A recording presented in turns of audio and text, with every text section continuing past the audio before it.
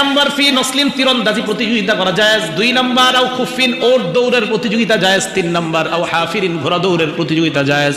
তবে বর্তমান জামানায় রেস হয় ঘোড়ার যে রেস, এই রেস প্রতিযোগিতা বর্তমানে জায়েজ নাই, কারণ রেসকে কেন্দ্র করে কোটি কোটি টাকার জুয়া হয়,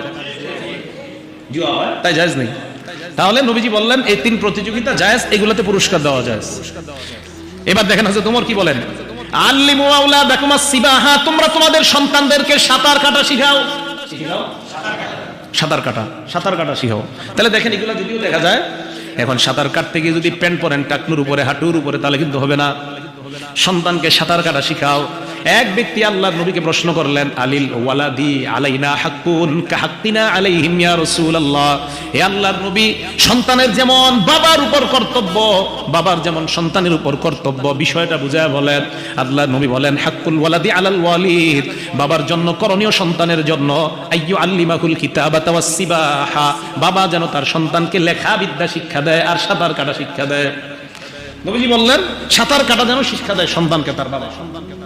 আমি যে বিষয়টা আপনাদেরকে বুঝাইতে চাইতেছি, দেখেন এগুলা কিন্তু আক্ষরিক অর্থে যদিও খেলার মধ্যে, কিন্তু আপনি পারিভাষিক অর্থে কিন্তু একটাকেও খেলাতে অন্তর্ভুক্ত করতে পারবেন না, যেগুলাতে আমরা খেলা বুঝি।